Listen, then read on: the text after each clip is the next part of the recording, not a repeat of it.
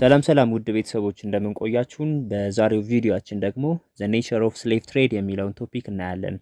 the nature of slave trade ስንል የባሪያ ንግድ ምን አይነት ባህሪ ነበረው?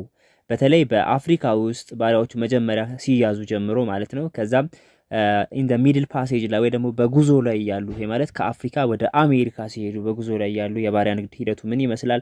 እንዲሁም ኒው ወርልድ ወይ ደግሞ አሜሪካ ከደረሱ በኋላ ባሪያዎቹ ምን አይነት ህይወት ነበራቸው? አጠቃላይ የባሪያ ንግድ ሂደት ውስጥ ምን ይመስል ነበር ወይ ምን አይነት ባህሪ ነበረው የሚለውን እናያለን በዛሬው ቪዲዮአችን። So in Africa, when a person was captured in the interior and dispatched to the coast for sale. ስለዚህ በአፍሪካ ውስጥ መጀመሪያ ባሪያዎቹ ወይም ሰዎች ይያዙ ካፕቸር ይደረጋሉ ነው። አፍሪካ ውስጥ በተለያየ አካባቢ ካፕቸር ይደረጋሉ ወይም ይያዛሉ።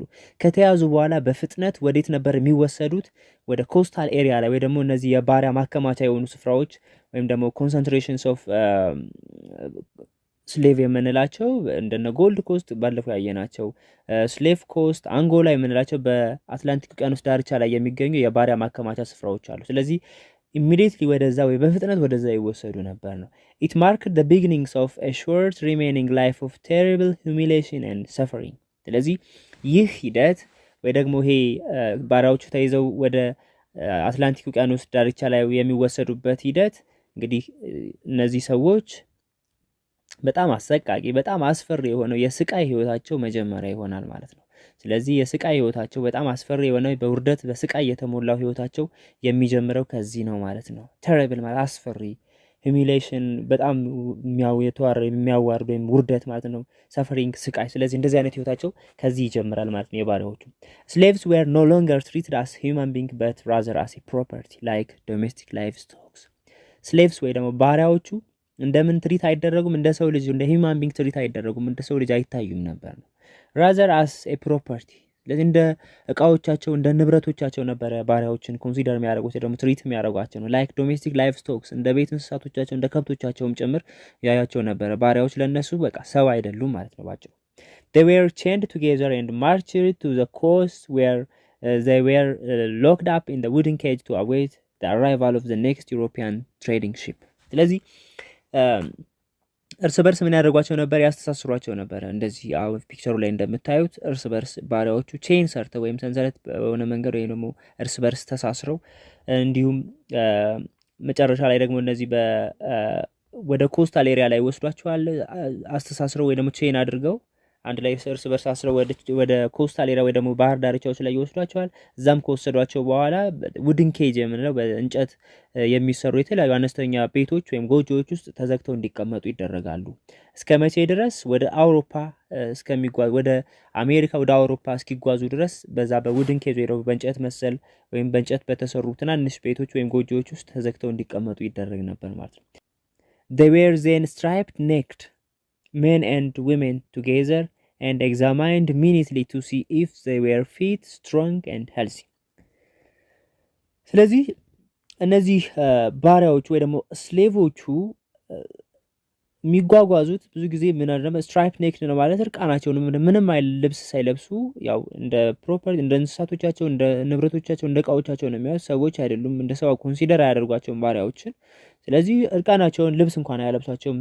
ሴቶችና ወንዶች በአንድ ላይ ሆነው ነበር የሚጓዙት ማለት ነው። ወደ ኮስታል ኤሪያ ላይ የሚወሰዱት ወደ ባህር ዳርቻ የሚጓጓዙ ነው። then examined minutely to see if they were fit, strong and healthy. ስለዚህ እነዚህ ገዢዎቹ ምን ያደርጓቸዋል? ኤግዛማይን ያደርጓቸዋል ወይ ነው ቼክ ያደርጓቸዋል። ለተወሰኑ ደቂቃዎች ምን መሆናቸው ነው ቼክ የሚያደርጉት? ፊት መሆናቸው፣ ብቁ መሆናቸው እንዲሁም ስትሮንግ ኤንድ ሄልዚ ጠንካራና በጣም ጤነኛ መሆናቸው ቼክ ተደርጎ ነው ወደ አሜሪካ የሚጓዙት። ከዛ ከጉዞ በፊት እንደዚህ አይነት ቼክ የማድረግ ወይ ደግሞ የምርመራ ስራ ይሰራል ነው። Once a deal had been ended between African and European slave merchants, the most terrible part of their voyage began. ስለዚህ በዚህ ተስማምተው ሻጩ ወይም ስሌቭ መርቻንቱ ነጋዴውና ስሌቮችን የሚገዛው ገዢው በዚህ የሚስማሙ ከሆነና ባሪያዎቹ ፊት ስትሮንግ ኤንድ ሄልዚ ከሆኑ ከአፍሪካ ወደ አውሮፓ የሚደረገው ጉዞ ምን ይባላል? ይጀምራል። በጣም አስፈሪና እጅግ በጣም በስቃይ የተሞላ ጉዟቸው ከዛም በኋላ ይጀምራል ማለት ነው። ይሄ ማለት ከአፍሪካ በአትላንቲክ ውቅያኖስ አድርገው ወዴት መሄድ ይጀምራሉ? ወደ አሜሪካ ወደ ኒው ወርልድ ጉዞ ይጀምራሉ ማለት ነው። ጉዞ የሚጀምሩት ግን ባሪያዎቹ ኤግዛማይን ተደርገው ታይተው ፊት ከሆኑ ብቁ ከሆኑ ጠንካራ ጤነኛ መሆናቸው ከተረጋገጠና እዛ ሄደው ብዙ ስራ ሊሰሩላቸው እንደሚችሉ ካረጋገጡ በኋላ ነው ይሄ ጉዟቸው ይሄ በጣም አስጨናቂ አስፈሪ ብዙ በስቃይ የተሞላው ጉዟቸው ይጀምራል ማለት ነው። ኦን ዘ ሚድል ፓሴጅ እንግዲህ ጉዞ ላይ ያሉ ከአፍሪካ ተነስተው በአትላንቲክን አቋርጠው ወደ አሜሪካ በሚያደርጉት ጉዞ ላይ ወይ ደግሞ በጉዞው ላይ ምን አይነት ሁኔታዎች ይገጥሟቸው ነበር፣ በምን መንገድ ነበር የሚጓጓዙት ነው የሚለውን ነው እዚህ ጋር የምናየው። on board ship they were chained together in rows and forced to lie on specially constructed decks which were arranged like shelf barrels half a meter one above the other። ስለዚህ ባሪያዎቹ ሼልፍ መሰል ነገር ላይ ነው የሚደረደሩት። ሼልፍ ማለት የእቃ መደርደሪያ አይነት እንደዚህ በመርከብ ውስጥ የተሰራ ባሪያዎችን ለመጫን የሚያገለግል ሼልፍ አለ። ስለዚህ እዛ ሼልፍ ላይ እንዲተኙ ይደረጋሉ ባሪያዎቹ ነው። እንዲተኙ የሚደረግበት ሼልፍ አንዱ ባንዱ ላይ የተደራረበ ነው። ይሄ ማለት አንዱ ባንዱ ላይ ነው የተደራረበ ነው ስንል በእያንዳንዱ ሼልፍ መካከል ያለው ዲፈረንስ ወይ ደግሞ ዲስታንሱ በጣም የተጠጋጋ ነው። በሃፍ ሜትር ወይ ደግሞ ግማሽ ሜትር ወይም 50 ሴንቲሜትር አካባቢ ነው በአንዱ ሼልፍ እና ከላይ በሚገኘው ሌላኛው ሼልፍ መካከል ያለው ዲፈረንስ ማለት። ስለዚህ በጣም የተጠጋጋጭ የተጨናነቀ አይነት ሼልፍ ነው ማለት ነው። በዛ ላይ ነው ተኝተው ተጭነው እንዲሄዱ የሚደረገው። this made it impossible for a person to sit up straight or to move freely። ይሄ ሼልፍ የሚቀመጡ የሚተኙበት ባሪያዎቹ የሚጫኑበት መርከብ ውስጥ ያለው ሼልፍ ማለት ነው። ሰዎቹ ወይ ደግሞ ባሪያዎቹ በቀላሉ ቀጥ ብለው ቁጭ ለመቀመጥ ወይ ደግሞ ቀጥ ብለው እንዲቀመጡ አያስችላቸውም። እንዲሁም በቀላሉ ወይ ደግሞ በነፃነት ሙቭ እንዲያደርጉ እንዲንቀሳቀሱ አያደርጉም። እዛው ላይ አንድ ላይ እንደተኙ እንዲጓዙ ነው የሚያደርገው ማለት ነው። they lay like this for weeks on end። ስለዚህ እንደዚሁ እንደተኙ ሳምንታቶችን ሊፈጁ ይችላሉ ይሄ ጉዟቸው ማለት ነው። suffering in stretch of their own extract and urine and given barely enough food and water to keep them alive።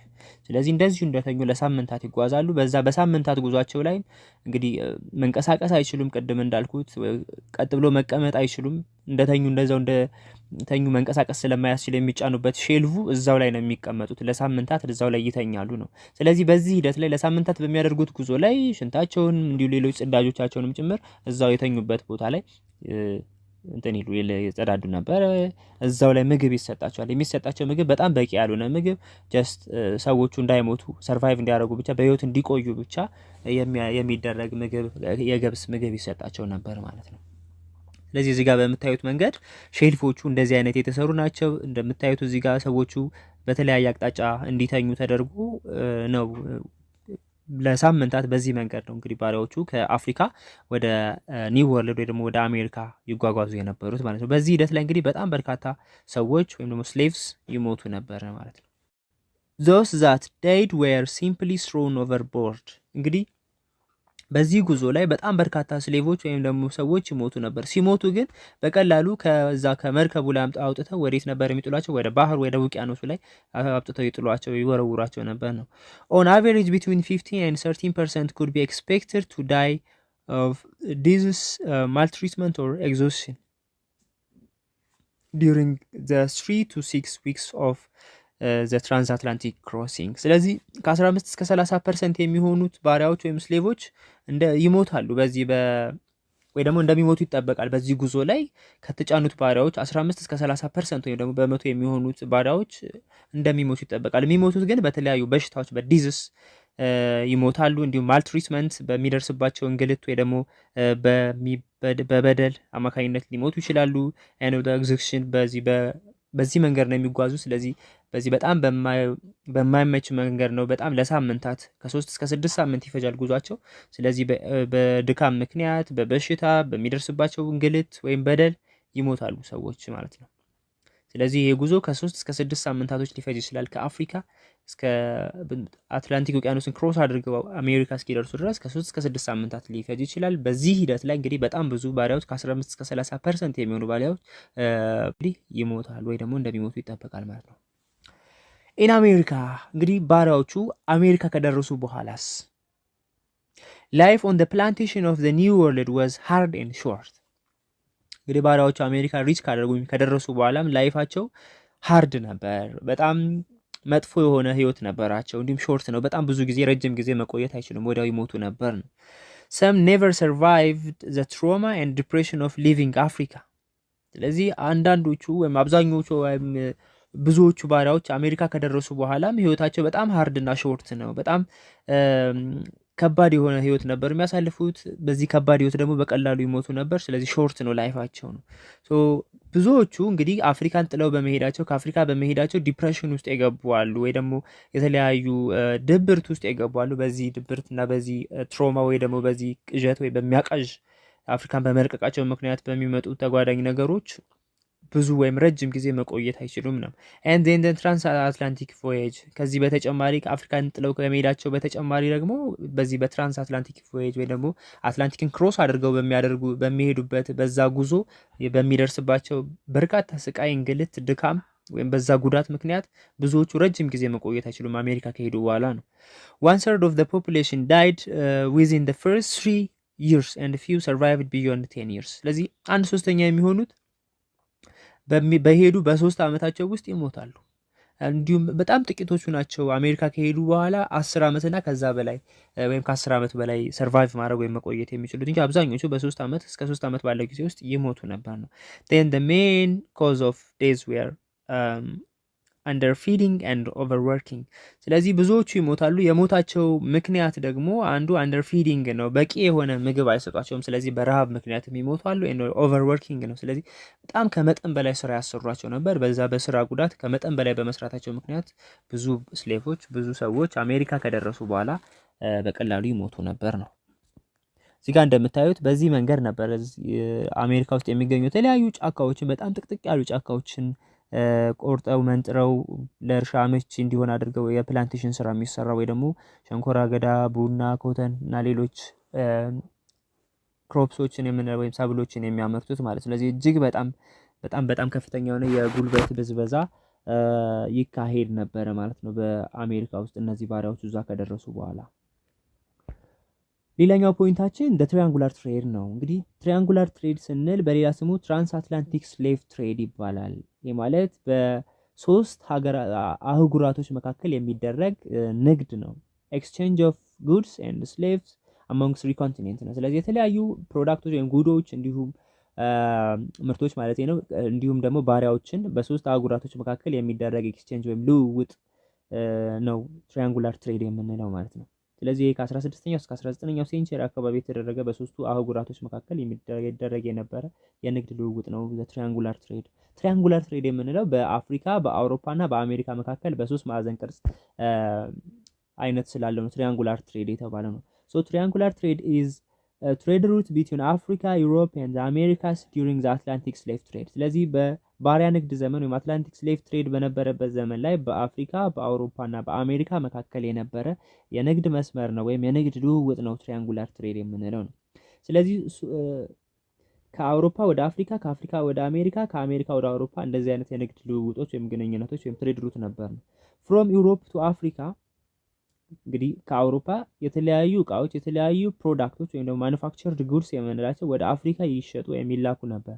A single ship setting out from Europe completed 3 main stages in its voyage። ስለዚህ አንድ መርከብ ከአውሮፓ ተነስታ በምታደርገው እንቅስቃሴ ወይ ደግሞ ጉዞ 3 ስቴጆችን ማለፍ አለባት ነው። ይሄ ማለት ከአውሮፓ ተነስታ እስከ አፍሪካ የተለያዩ ማኑፋክቸርድ ጉዶችን ወይም ደግሞ የተመረቱ ያለቁ ፊኒሽድ ጉዶችን አፍሪካ ውስጥ ታደርሳለች። ዜን ከአፍሪካ ባሪያዎችን ጭና ወደ አሜሪካ ትወስዳለች።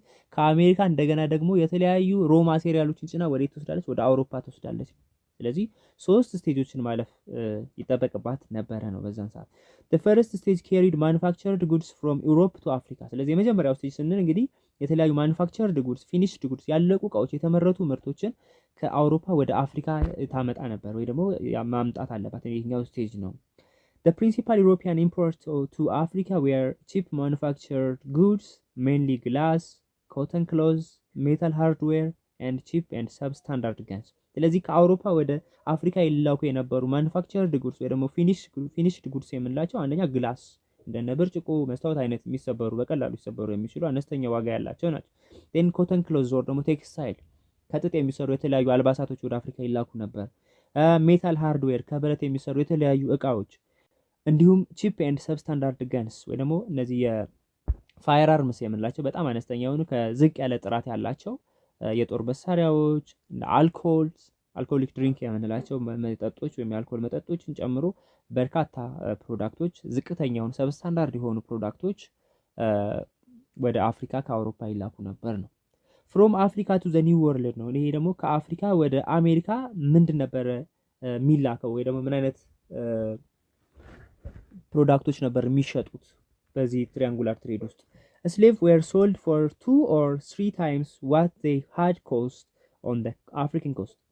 ስለዚህ በአብዛኛው እንግዲህ ከአፍሪካ ወደ ኒው ወርልድ ስንል ባሪያዎች ናቸው በአብዛኛው የሚሸጡት ነው። ስለዚህ ባሪያዎች እንግዲህ ከሁለትና ከሶስት ጊዜ በላይ ሊሸጡ ይችላሉ። ሁለቴ ሶስቴ አንድ ባሪያ ሊሸጥ ይችላል። ይሄ ማለት የተለያዩ ኤጀንቶች አሉ። አንድ ባሪያ ከተያዘበት ጊዜ ጀምሮ ወደ አሜሪካ እስኪሄድ ድረስ በተለያየ ሰዎች ድጋሚ እየተደጋገመ ሊሸጥ ይችላል። አንዱ ለአንዱ እየሸጠ ሌላኛው እየሸጠ ባሪያዎች ለብዙ ጊዜ ሊሸጡ ይችላሉ ነው። They were sometimes sold for cash which was then used to buy plantation crops። አልፎ አልፎ አንዳንድ ጊዜ እነዚህ ባሪያዎች በካሽ ሊሸጡ ይችላሉ፣ በጥሬ ገንዘብ ማለት ነው። እነዚህ በጥሬ ገንዘብ የሚሸጡት ወይ ደግሞ ባሪያዎችን በጥሬ ገንዘብ ይሸጡና በዛ በጥሬ ገንዘባቸው በሸጡት ወይም ባሪያዎችን በሸጡበት ገንዘብ ደግሞ ፕላንቴሽን ክሮፕስን ምን ያደርጉ ነበረ? ለመግዛት ይጠቀሙባቸው ነበረ። at times especially on the sugar producing islands slaves were directly bartered in exchange for sugar which was then sold in Europe። ሌላው ከካሽ ውጪ ደግሞ ባርተሪንግ ሲስተም ይጠቀሙ ነበር ማለት ነው። ይሄ ማለት አፍሪካውያኖቹ ባሪያን ያቀርባሉ። እነዚህ ሹገር ፕሮዲዩሲንግ አይስላንድ ወይ ደግሞ ሸንኮራ አገዳ ወይ ስኳር የሚያመርቱ አይስላንዶች ወይም ደሴቶች ሀገራቶች ደግሞ ምን ያደርጉ ነበረ?